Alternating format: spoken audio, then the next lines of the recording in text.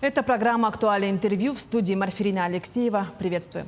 Экологическая обстановка в республике и в том числе сохранение лесов актуальна на все времена. Такова тема программы сегодня. Наш гость в студии Евгений Перфилев, министр экологии, природопользования и лесного хозяйства Якутии. Евгений Андреевич, здравствуйте. Добрый день. Давайте начнем наш разговор с обстановки с лесными пожарами. И вот еще такой вопрос, как, почему, на ваш взгляд, наша обстановка в этом году лучше, чем в предыдущие? Мне кажется, всем это очень интересно. Многие думают, что это зондировщики виноваты. Так ли это? Виноваты, да? Наоборот, благодаря их заслуге, может, да. было бы думать. Все хотят это. На самом деле, сегодня действительно, на сегодняшний день пожаров нет уже в течение 3 дней, как нет у нас лесных пожаров. Но система охраны лесов от пожаров в республике находится в постоянной готовности. У нас в этом году ситуация достаточно стабильная, но тем не менее 155 лесных пожаров на территории республики было зарегистрировано, именно лесных. И 187 ландшафтных пожаров было зарегистрировано у нас, и принимались меры по тушению с начала мая. Сезон в этом году у нас начался достаточно рано. 1 числа мая. Мы с 1 мая в этом году уже открыли пожароопасный сезон, хотя обычно с числа 8 открывали мая. Тут с 1 мая открыли, и буквально уже в эти же дни начали тушить пожары в наших арктических районах. Но что касается площадей, пройденных лесными пожарами, в этом году у нас около 55 тысяч гектар, то прошлый год на эту дату было уже 900 тысяч гектар. Если сравнивать с прошлым годом, конечно, ситуация значительно лучше, но мы идем сейчас где-то между 22 годом и 23-м, вот так вот, где-то вот между пока такая ситуация. Надеемся, дальше погода будет в том числе на нашей стороне. Зондировщики нам, конечно же, помогают, но тем не менее мы в этом году усилили лесопожарное формирование. Мы открыли 2 новых авиаотделения на территории республики, тут в Алекминском и Ленском районе, дополнительное отделение. И на 120 человек увеличили действующее авиаотделение, увеличили количество летных часов, это на авиамониторинг, на тушение пожаров. Поэтому у нас даже есть авиаотделение, где класс пожарной опасности высокий. Мы дважды в сутки вылетаем на патрулирование. Это о многом говорит, поэтому тушим пожары на малых площадях. Да, действительно, обстановка, правда, улучшилась, оказывается, да, вот по поводу обеспечения формирования. И вот в прошлом году Якутия была признана лидером по масштабам лесовосстановления в России. Какие планы в этом году? Да, действительно, в прошлом году Рослесхоз признал, что мы первые.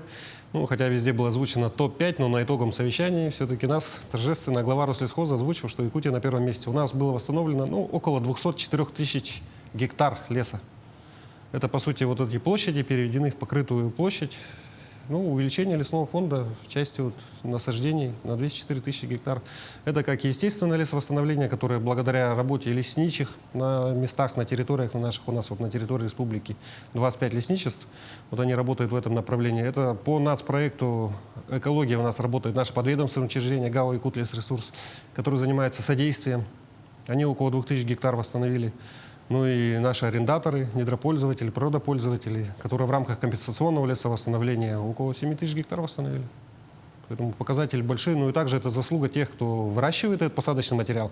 У нас же на территории республики наконец-то появились теплицы в прошлом году. У нас в нашем подведомственном учреждении ГАО «Якутлесресурс» уже 3 теплицы. И также есть предприниматели Ростемлес Якутии, которые построили большую теплицу, по-моему, на 1 миллион саженцев в год, на 1 миллион. В прошлом году они открылись, в этом году, я думаю, они уже будут работать и тоже высаживать лес. Работа это общая. И благодаря общей работе таких результатов нам удалось достичь. Да, и эта работа будет продолжаться в этом году. Конечно, в этом году тоже у нас планы не менее амбициозные, но тем не менее Рослесхоз нам поставил планку 157 тысяч гектар. Там посмотрим, как отработаем по итогам сезона, расскажем.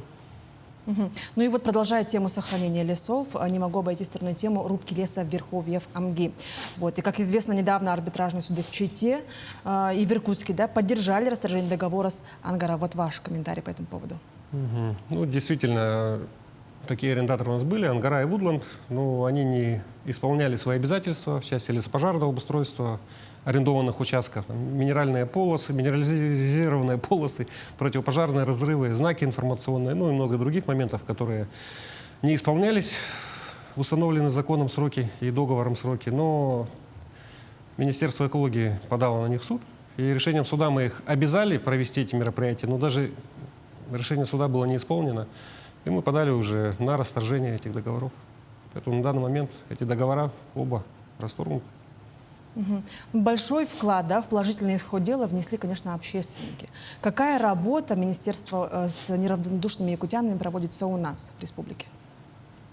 Ну, работа ведется большая. Мы, как Министерство экологии, очень открытое достаточно. Всегда с общественностью напрямую общаемся, слышим, пытаемся, как говорится, реагировать на все сигналы общественности по всем фактам загрязнений, незаконных рубок. Идет моментальная реакция. На местах у нас же территориальное подразделение, подведомственные учреждения. В каждом ЛУСе мы имеем свое представительство. Ну, где бы что ни происходило. Просто бывает такая ситуация, вот как вчера, например, по загрязнению реки Лена. Было видео, что вот с парома зафиксировано загрязнение реки. Но нету ни времени, ни даже даты нет. Может, это видео 10 лет назад было снято. Мы вот, ну, на самом деле, экспертиза даже не может точно сказать. Ни номера парома, чтобы мы по треку могли отследить, где это было, и уже искать это загрязнение. Мы, как это видео в соцсети зашло, отработали, выехали. Мы, наши инспектора, инспектора Росрыболовства, инспектора Росприроднадзора, весь вот фарватер, всю реку объездили, начиная, как говорится, от Бестяха до паромной переправы города Якутска. Береговую линию обследовали, вниз ушли километров на 6. Никаких следов нефтепродуктов не обнаружили. А вот как правильно все-таки неравнодушным гражданам К нам обращаться? У нас соцсети открыты, у меня в том числе тоже в ВКонтакте, в Телеграме. Обнаружили, вот у нас недавно была ситуация, мы тоже слышали, по Алданскому району, когда там недобросовестные продопользователи незаконную рубку совершили, перегородили русло реки камнями. Вот здесь местный житель заснял, сказал дату, время, название реки, какой приток вообще дал, четкую информацию и отправил ее нам. В первую очередь отправил территориальный комитет города Алдан. Поэтому инспектора оперативно выехали, а когда мы это видим через соцсети, ну это же бывает, она заходит не сразу. Может потеряно быть драгоценное время-то для реагирования. Река же есть течение. Загрязнение ушло, и мы когда приходим, там все чисто. А потом считают, что мы не дорабатываем где-то. Ну, оперативная информация очень важна в нашей отрасли. То есть обязательно время, дата конкретно, Конечно, да, место? время, дата и место. Вот самая ценная информация. Какая-нибудь горячая линия, возможно, имеется?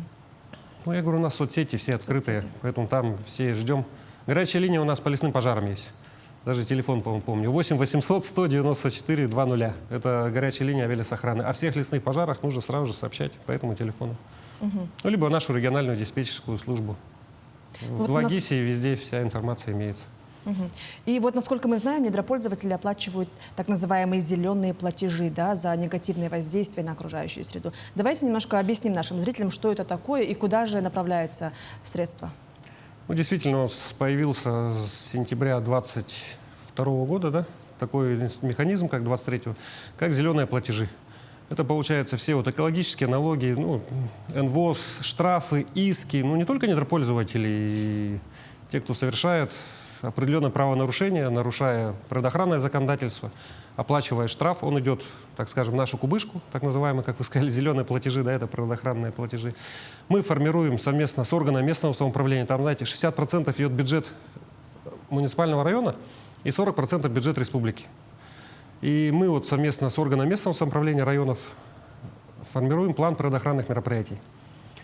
В этом году у нас план природоохранных мероприятий, ну, чуть меньше миллиарда рублей уже.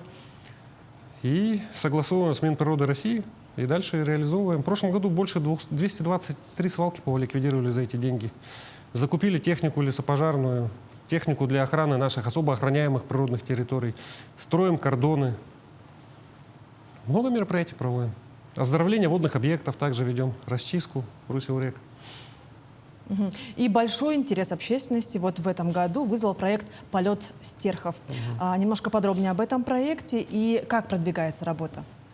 В прошлом году действительно на Восточном экономическом форуме глава республики презентовал данный проект. И уже когда послание было главы Государственного собрания ЛТМН, он также озвучил, что в этом году начинаем строить Международную орнитологическую обсерваторию. Это находится на стыке Татинского и Тампонского района, в 110 километрах вверх по течению от поселка Хандыга, райцентра Тампонского района. Есть поселок такой небольшой, Охотский перевоз, где около 100 человек живет. И так оказалось, что это место, такое уникальное место на самом деле в мире, не только в республике, в России, а в мире уникальное, это все ученые уже признают, где происходит сужение коридора перелета стерха, нашего белого журавля. грубо говоря, он в тундре гнездится на площади, там, не на площади, а на территории более 2000 километров. А здесь его миграционный путь сужается, и можно с одного места, как ученые у нас делают, и наши сотрудники подведомственного учреждения, дирекция биоресурсов, с одного места считает, и вот около 7000 насчитали прошлый год. Ну, вообще, на самом деле, по всему маршруту пролета Серха по территории республики создана сеть особо охраняемых природных территорий. И вот в этом месте Охотский перевоз. Мы уже начали строительство, материалы завезли еще по зимникам. Начали строить орнитологическую обсерваторию, кордонное хозяйство, станцию кольцевания, ну и визит-центр, естественно. Кстати, визит-центр нам компания Nordgold тоже помогла с финансированием. Они активно участвуют в реализации данного проекта. А все вот эти производственные объекты мы строим также за счет зеленых платежей. Поэтому планируется 20 августа уже первое открытие данного этого объекта. года? Да. Здорово. Нам коллеги уже с НИИ «Экология», это подведомственное учреждение Минприроды России, уже приезжали, обсуждали и уже ждут открытия, чтобы к нам приехать. Все ведущие орнитологи России очень заинтересованы в этом проекте. Да, всемирно очень такое значимое событие. Ну и буквально на днях, 7 июля, свой день рождения отмечает авиалесоохрана. Расскажите, каковы дальнейшие планы по развитию, формированию учреждения? И, конечно же, хотелось бы услышать ваши пожелания, огнеборцы. Ну, действительно, 7 числа это день организации авиалесоохраны. Организована была в тяжелые годы Великой Отечественной войны, но, тем не менее, государственная политика была на сохранение лесов, родных лесов, да. И сегодня, несмотря также на тяжелую ситуацию в стране, руководством республики, руководством России принято решение об увеличении группировки нашей авиалесоохраны, увеличении штатной численности, увеличении новых авиаотделений, снабжения их техникой, парашютами, ну, все, что необходимо для оперативного тушения пожаров. Вот в этом году, как я ранее сказал, мы 2 авиаотделения новых открываем. Это вот Витим и Санаяхтах. И еще одно авиаотделение мы строим. Оно ранее было, но здание вот в этом году строим в Аймеконском районе, поселок Тамтор.